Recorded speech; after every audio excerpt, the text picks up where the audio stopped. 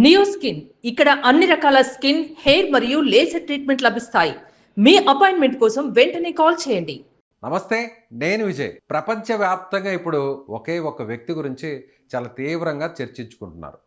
పూటకొక మాట, రోజుకొక statement. America లాంటి దేశానికి ఒక అధ్యక్షుడి హోదాలో ఉండి ఇప్పుడు జోకర్లా వ్యవహరిస్తున్నారు డొనాల్డ్ ట్రంప్. డొనాల్డ్ ట్రంప్ చేసేటువంటి వ్యాఖ్యలకి నిజంగా ప్రపంచం పట్టించుకునేటువంటి పరిస్థితి ఉందా?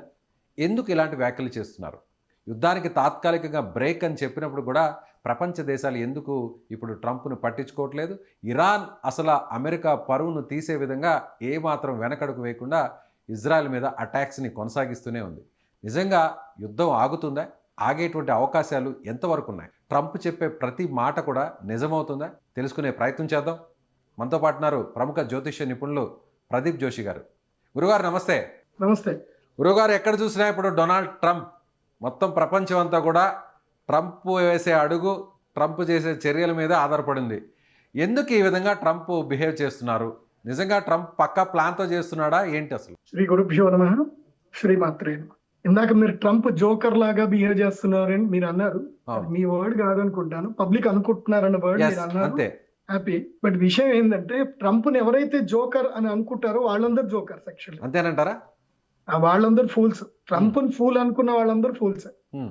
ట్రంప్ ని బ్రిలియంట్ అనుకొని ఎవరైతే ట్రంప్ స్టేట్మెంట్స్ అన్ని కూడా రికార్డ్ చేసుకొని ఓ పర్ఫెక్ట్ క్యాలిక్యులేషన్ వేసుకొని ఎవరైతే ట్రేడింగ్ చేస్తారో వాళ్ళు పక్క మిలియనర్స్ అవుతారు, కోటీశ్వర్లు అవుతారు. ఓకే, అందులో డౌట్ లేదు.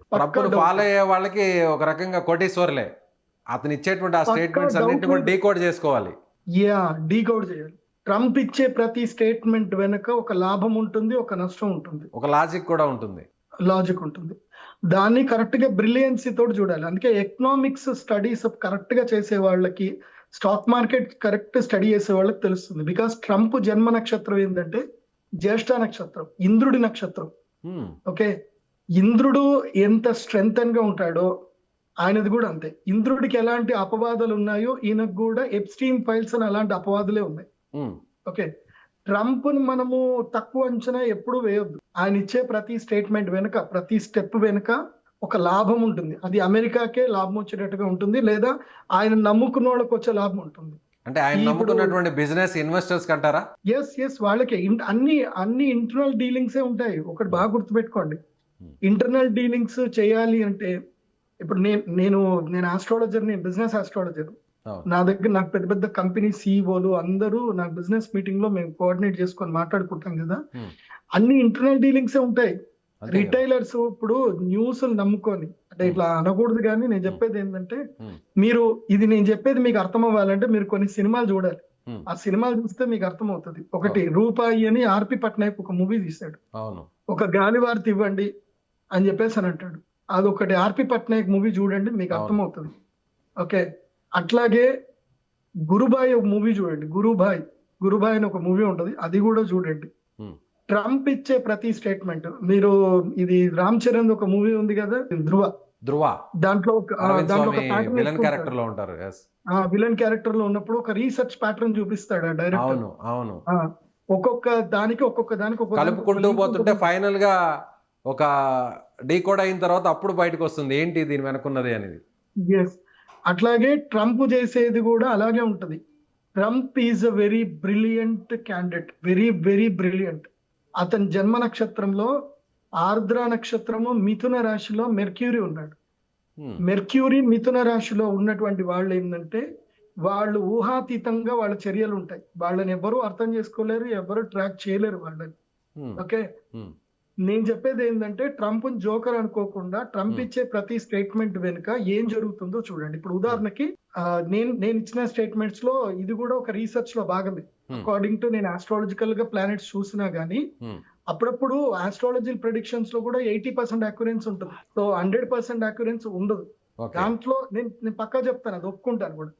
బట్ నేను మోడర్న్ ఆస్ట్రాలజర్ ని కమ్ ఏన్షియంట్ ఆస్ట్రాలజర్ ని, నేను అన్ని పర్ఫెక్ట్ గా చూస్తాను. నేను ఆయుర్వేదిక్ రీసెర్చ్ స్కాలర్ ని, యోగా రీసెర్చ్ స్కాలర్ ని, మెడికల్ సైన్స్ నేర్చుకున్నాను, స్టాక్ మార్కెట్ లో ట్రేడింగ్ అంతా తెలుసు, F&Os తెలుసు. ప్రతిదీ నేను రీసెర్చ్ చేసి నేను ఒక పర్ఫెక్ట్ ప్యాకేజ్ నేను ప్రౌడ్ గా చెప్పుకోగలుగుతాను, బట్ అది అమ్మవారి అనుగ్రహం అది.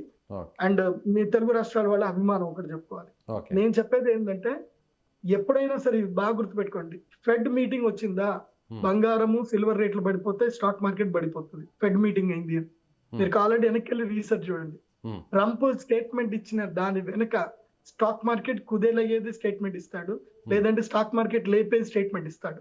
నిన్న ఏం స్టేట్మెంట్ ఇచ్చాడు? నిన్న మొత్తం స్టాక్ మార్కెట్ డ్రాంగ్ గా పడిపోయింది. అవును. ఆయన ఫ్రెండ్స్ ఎవరో చెప్పినట్టున్నారు, ఇంకా చాలు, ఇంకా పడ్డంత పడ్డది, ఒక స్టేట్మెంట్ ఇవ్వండి అని ఒక స్టేట్మెంట్ ఇచ్చేసాడు. వెంటనే లేచాయి. 5 రోజులు వారన్నాడు, 4 బ్రేక్ అన్నాడు. ఎంత 2 o'clock ఏమో స్టేట్మెంట్ ఇచ్చాడు. ఇవ్వగానే మళ్ళీ రేట్లు పెరిగిపోయాయి. ఎంత గోల్డ్ అయితే ఆల్మోస్ట్ రికవర్ అయిపోయింది గోల్డ్. సో దానికి సంబంధించి కూడా ఒక ఇన్వెస్టిగేషన్ కూడా జరుగుతుంది అమెరికాలో కూడా. దీనికి సంబంధించి కొంతమంది ఇన్వెస్టర్స్ కు భారీ స్థాయిలో పెట్టుబడులు పెట్టారు. అప్పటి వరకు డౌన్ఫాల్లో ఉన్న మార్కెట్లో ఒక కంపెనీ మీద కూడా భారీ స్థాయిలో షేర్స్ పెట్టారు. దీని నుంచి వైట్ హౌస్ నుంచి కూడా లీక్స్ వచ్చాయని కూడా ఒక ఇన్వెస్టిగేషన్ చేయాలని ఒక డిమాండ్ కూడా వస్తుంది. ఎంత ఇన్వెస్ట్మెంట్ చేసినా they are openly they are trading that. మీ అధ్యక్షుడు చెప్పాడు, నేను చేసుకున్నాను. ఇంటర్నల్ గా నువ్వు అంటే ముందే ప్రకటనకు ముందే వాళ్ళు షేర్స్ ఇన్వెస్ట్ చేశారు. అది ప్రూవ్ చేసిన ఇప్పుడు మేము జనాలందరినీ మనం ఫోర్స్ చేయలేం కదా. నేను జస్ట్ స్టేట్మెంట్ ఇచ్చిన, వాళ్ళు పెట్టుబడి పెడతారో ఉపసంహరించుకుంటారు, మాకేం సంబంధం ఉంది. సో అదే కదా గాలి వార్త అంటే, అదే కదా గాలి వార్త అంటే. So is the brilliant. నేను అందరికీ తెలుగు రాష్ట్ర ప్రజలకు చెప్పేది ఏంటంటే, ట్రంప్ ని మీరు ఎవడు పిచ్చోడు అనుకోకండి. ఆయన చెప్పేది అంతా కూడా పర్ఫెక్ట్ గా ఫాలో కండి, కోట్లు సంపాదించుకోండి. మరి ట్రంప్ చేస్తున్నటువంటి నిర్ణయాలు, ట్రంప్ మాటలు, సో ఇప్పటి వరకు చూస్తే నాటో అంటే చాలా బలమైనటువంటి కూటమి. ప్రపంచంలో ఏ దేశమైనా కూడా ఈ నాటోలో ఉన్నటువంటి దేశంలో జోలికి వస్తే మొత్తం అంతా కూడా మూకమ్మడిగా చేరి ఆ దేశం మీద దండెత్తుతాయి, దాడి చేస్తాయి.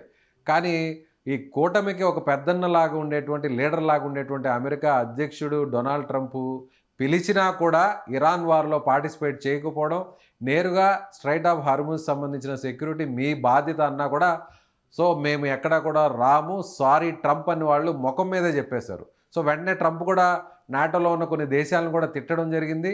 వీళ్ళు కేవలం పేపర్ పులులు మాత్రమే, మీ సంగతి తర్వాత చూస్తూ అంటే కూడా ఆయన ఒక చిన్న వార్నింగ్ కూడా ఇవ్వడం జరిగింది. సో ఈ ట్రంప్ స్టేట్మెంట్ చూస్తే స్టేట్మెంట్లన్నీ గందరగోళంగా ఉన్నాయి. అందుకోసమే అందరూ కూడా ఏం చేస్తున్నాడు ట్రంప్, ఒక అమెరికా అధ్యక్షుడు లాగుండి ఇలాంటి స్టేట్మెంట్స్ ఎలా ఇస్తాడు అనేది ఇప్పుడు అందరూ ఆలోచిస్తున్నమాట. ఆ స్టేట్మెంట్ వెనుకున్న రహస్యం తెలుసా మీకు? ఈ స్టేట్ దట్ కోవాట్స్, కోవాట్స్ అంటే మోసగాళ్ళు అని చెప్పి స్టేట్మెంట్ ఇచ్చాడు.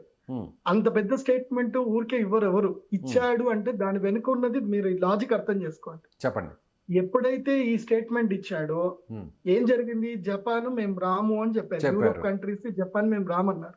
ఈ స్టేట్మెంట్ ఇవ్వగానే అందరూ ఏమనుకుంటారు, ఓహో నాటోలో చీలికొచ్చింది, ఇకపై మనం జపాన్ ని మనం రాబట్టుకోవచ్చు అన్న దానికి వాళ్ళు ఒక కంక్లూషన్ కి వస్తారు. కామన్ గా చైనా లాంటి దేశాలు, చైనా, రష్యా లాంటి దేశాలు వస్తాయి, లేదంటే రిటైలర్స్ వస్తారు. కొంచెం చిన్న రిటైలర్స్ ఉంటారు కదా, ఇన్వెస్టర్స్ అనుకుంటారు ఓ మంచిదే, సో ఇప్పుడు డాలర్ వాల్యూ పడిపోతుంది, యువాన్స్ పెరుగుతుంది, గోల్డ్ సిల్వర్లు పెరుగుతాయి, సో మార్కెట్ లో ఒక పాజిటివ్ వస్తుంది అని అనుకుంటారు. మళ్ళీ దాని తర్వాత ఒక స్టేట్మెంట్ వచ్చింది, అది మీరు చూసారో లేదో. దాని తర్వాత ఇరాన్ ఏం చేసిందంటే, యువాన్ లో మీరు ఆర్సీబీలో ట్రేడ్ చేసుకోండి, హర్మూజ్ నుంచి వెళ్ళిపోండి అంటే, జపాన్ అమెరికా కప్పిచ్చేది జపాన్. నాటోలో చాలా పెద్ద కంట్రీ జపాన్. నాటోలో ఉన్నటువంటి కంట్రీస్ లో అమెరికా తర్వాత దానంత పెద్దది, అంటే ఫైనాన్షియల్ గా ట్రేడింగ్ లో పెద్ద కంట్రీ జపానే. మిగతా అన్ని జుజుబీలు, పెద్దగంతా ఏం లేవు వాళ్ళ దగ్గర, ఆయుధ బలం లేదు వాళ్ళ దగ్గరంతా, ఏదో ఉంది అంతే. నాటో దేశాలన్నీ కూడా ఏంటంటే చిన్న ఇప్పుడు ఉదాహరణకి మనము స్కూల్లో పోరగాళ్ళని చూస్తాం కదా, ఎవరికైతే శక్తి లేదో అందరిని ఒకటి దగ్గర తీసుకొని ఒకటి నేను లీడర్ అని చెప్పుకుంటాడుగా. సో అలాగే ఈ చిన్న దేశాలన్నీ అనుకుని నాటో అని చెప్పి పెద్దగా అనుకుంటున్నారు తప్ప అదేం లేదు. అమెరికా నోట్లు ప్రింట్ చేసుకోవడానికి వీళ్ళందరూ, నాటోని అమెరికా ఇప్పుడు వదలదు. నాటో అనేదే అమెరికా. ఓకే, ఎందుకోసమంటే వీడు ఇచ్చే చిల్లర నోట్లకి వాళ్ళు తీసుకోకపోతే వాళ్ళ బతుకులు ఎక్కడ పోతాయి? వాళ్ళకే నష్టం అంటారా? అమెరికా నుంచి దూరం అయితే వాళ్ళకే నష్టం. డబ్బులు ప్రింట్ చేసేది అమెరికా కదా, అండ్ అతిపెద్ద సైనిక శక్తి ఉన్నదే అమెరికాకి. వీడి దగ్గర బంగారము వెనుకుండదు, బాగా గుర్తుపెట్టుకోండి. అమెరికా దగ్గర ఉన్న బలము సైనిక బలమే, బంగారం లేదు, కరెన్సీ. ఇప్పుడు ఎక్కడైనా సరే కరెన్సీకి బ్యాక్గ్రౌండ్ ఏదో ఒకటి సపోర్ట్ ఉండాలి. పేపర్ కి ఎక్కడ వాల్యూ ఉంటుంది? 500 రూపాయల నోటికి వాల్యూనా? దాని వెనుక మన గోల్డ్ రిజర్వ్స్ ఉంటేనే వాల్యూ. కానీ అమెరికాకి అట్లా కాదు, గోల్డ్ రిజర్వ్స్ సంబంధం లేదు. కానీ అమెరికాకి ఇరాన్ చుక్కలు చూపిస్తుంది కదా. నేను అదే చెప్తున్నా కదా, ఇప్పుడు అందరినీ ట్రాప్ లో ఇరికిస్తారు. ఈ 1 month ట్రాప్ లో ఇరుకుతారు అందరూ. యువాన్స్ లో ట్రేడ్ చేస్తారు, గోల్డ్ కొనుక్కుంటారు, ట్రాప్ లో ఇరుకుతారు. హ్మ్. వెంటనే జపాన్ డ్రాప్ అయిపోతుంది. హ్మ్. డ్రాప్ అవగానే ఏమవుతుంది, ఏ ఏ గోల్డ్ లో ఎక్కడైతే ఇప్పుడు ఇరాన్ ఇన్వెస్ట్ చేసుకుందో గోల్డ్ ప్రైస్ సడన్ గా పడిపోతాయి. అప్పుడు గోల్డ్ లిక్విడేట్ చేస్తారు. హ్మ్. ఇదంతా ఇంకా 15 రోజులు జరుగుతుంది చూడండి. ఏప్రిల్ 19th లోపల ఇవన్నీ జరుగుతాయి చూడండి. ఏప్రిల్ 19 నుంచి జూన్ 3వ తారీఖు లోపల గోల్డ్ లిక్విడేట్ అవుతుంది. హ్మ్. గోల్డ్ లిక్విడేట్ మళ్ళీ లిక్విడేట్ చేసేది ఎవడో కొనుక్కోడు, మళ్ళీ వీడే కొనుక్కుంటాడు. ఓకే. ఇప్పుడు మీరు దుబాయ్, నేను అమెరికా, మీరు గోల్డ్ లిక్విడేట్ చేశారు మార్కెట్ లో, హ్మ్. నేను అమెరికా కొనుక్కున్నా. హ్మ్. ఓకే, మన ఇద్దరం ట్రేడ్ చేసుకున్నాం, మధ్యలో ఉన్నోడు భయపడతాడుగా. అంతే కదా. గోల్డ్ లిక్విడేట్ అయిపోగానే గోల్డ్ ప్రైస్లు అన్ని పడిపోతాయి. అవును. ప్రైస్లు పడిపోగానే అటు వాళ్ళ కరెన్సీ కూడా పడిపోతుంది కదా. అవును. సో వాళ్ళ ప్లాన్ భయంకరంగా ఉంటుంది. హ్మ్. వాళ్ళని ఆర్థికంగా దెబ్బతీయాలంటే ఈ రకంగా ప్లాన్ చేయాలి. హ్మ్. ఇప్పుడు ఇరాన్ లో కరెన్సీ వాల్యూ లేదు, వాళ్ళు డాలర్ లో ఆయిల్ ట్రేడ్ చేసినంత సేపు వాళ్ళకి వాల్యూ లేదు. అవును. కాబట్టి ఇరాన్ ఎలా దెబ్బతీయాలి, ఇప్పుడు అమెరికా కావాల్సిన అక్కడ ఉన్న యురేనియం, యురేనియం. ఇది కావాలి. అది కావాలి కాబట్టి ఇదంతా డ్రామా. వాళ్ళ దగ్గర డైరెక్ట్ గా వెళ్ళలేరు. ట్రంప్ ని ఎవరు తక్కువ అంచనా వేయకండి. అంత పెద్ద, ఇంకోటి కూడా గుర్తుపెట్టుకోండి, ఒక ప్రపంచం ఇంకోటి కూడా, మొత్తం ట్రంప్కి అనారోగ్యానికి గురవుతున్నారు మధ్య మధ్యలో. సో ఆయన కొంత భయపడుతున్నారు. సో ఫాదర్స్ నుంచి కూడా రిపీటెడ్గా ప్రేయర్స్ చేపిస్తున్నారు. జరుగుతున్న పరిణామాలన్నీ కూడా ప్రపంచం మొత్తానికి కూడా ఒక శత్రువులాగా మారిపోయింది. అమెరికా అధ్యక్షుడు, ముఖ్యంగా అమెరికా అన్న దానికన్నా కూడా అమెరికా అధ్యక్షుడు ట్రంప్ అందరికీ, ప్రపంచ దేశాలకి ఒక భూతంలా మారాడు అనేది కూడా ఇప్పుడు అంతా కూడా భావిస్తున్నటువంటి మాట. సో ఇదంతా కూడా ట్రంప్ ఆడుతున్నటువంటి పక్కా plan. Is the completely trader. అతన్ని మీరు ట్రేడర్ గానే చూడండి, బిజినెస్ మ్యాన్ గా చూడాలి ఒక మాటలో చెప్పాలంటే. అంతే. అతను వరల్డ్ ప్రొటెక్టర్ గా మీరు చూడకండి, అతన్ని బిజినెస్ మ్యాన్ గానే చూడండి. Then you will become a business man, you will gain much more. అతన్ని ఒక అధ్యక్షుడిగా, ఒక ప్రొటెక్టర్ గా చూస్తే మాత్రం మీరు ఇదైపోతారు. సింపుల్ ఒక చిన్న స్టోరీ ఉంచేయండి. సినిమాలో వేణుమాధవ్ చెప్తాడు ఒక స్టోరీ, అదే మన జగ్గి వాసుదేవన్ గారు కూడా చెప్పారు. ఒక పిట్ట కింద చలి కొట్టుకుంటూ ఉందట. చలి కొట్టుకుంటే ఒక ఆవు చేంజ్ చేస్తుందట, దాని మీద పెండేసిందట. అమ్మ వెచ్చగుంది, హాయిగుంది అని అది అనుకుంటున్నా, అబ్బా నా మీద అంతా పెండేసిండు, అంత బాగలేదు, స్మెల్ వస్తుంది అని అనుకున్నదట. తర్వాత ఒక పిల్లి వచ్చిందట, దాన్ని చక్కగా నీట్ గా కడిగిందట. అబ్బా వీడేదో నాకు హెల్ప్ చేస్తున్నాడు అనుకున్న లోపల గుట్టుకని తినేసింది. సో అట్లా ట్రంప్ అందరు కూడా, ట్రంప్ నష్టపోతున్నారు, అమెరికా నష్టపోతుంది అని అందరు కూడా అనుకున్న టైంలో అతను చూసి, గురువు చూసి కొడతాడనమాట. కొడతాడు, పక్కా కొడతాడు. అందుకే ఆల్వేస్ అమెరికా ఫస్ట్. అది అమెరికాలో ఒక ఇంటర్నల్ ఒక రూల్ ఉంటుంది, అబ్రహం అండ్ వన్ మోర్, అమెరికాలో బ్యాక్ ఎండ్ లో కూడా ఒక పెద్ద పెద్ద ఆస్ట్రాలజర్స్ ఉంటారు, వాళ్ళు గైడ్ చేస్తారు. అందుకే గ్రహణం రోజే యుద్ధం స్టార్ట్ అయింది, మీకు తెలుసా? అవును మార్చి 28, ఫిబ్రవరి 28. They feel that Apollo God అంటారు, సూర్యుని అపోలో గాడ్ అంటారు.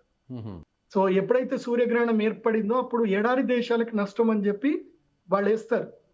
అలెగ్జాండర్ ఏ మూవ్మెంట్ ని ఫాలో అయ్యారో ఇరాన్ గెలవడానికి, అదే మూవ్మెంట్ ని వీళ్ళు ఫాలో అవుతున్నారు. మనం హిస్టరీ కరెక్ట్ చదివితే మనము ఈజీగా మార్కెట్ ని డీల్ చేయొచ్చు. సో ఈ యుద్ధం ఎన్ని రోజులు ఉండే అవకాశం ఉంది గురుగారు? ఎన్ని రోజులు? జూన్ 3 వరకు ఉంటుంది. జూన్ 3 వరకు యుద్ధం ఉంటుంది. జూన్ 3 తర్వాత యుద్ధం నార్మల్ స్టేజ్ కి వస్తుంది, కానీ గ్యాస్ ధరలు మాత్రం భయంకరంగా పెరుగుతాయి. నేను జనాలందరికి చెప్పేది ఏంటంటే, ఇంకా గ్యాస్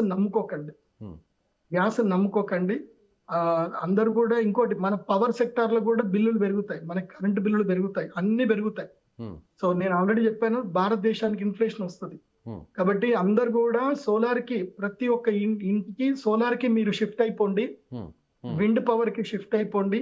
ఇంట్లో గ్యాస్ అంటే మనం తినే అన్నము చెత్త చెదారంతో కూడా గ్యాస్ జనరేట్ అవుతుంది, దానికి షిఫ్ట్ అయిపోండి. గ్యాస్ బండల వెనుక పడకండి. ఓకే, దీన్ని అందరూ కూడా ఫాలో అవ్వండి. Okay, right. థ్యాంక్ యూ గురుగారు. Thank you so much.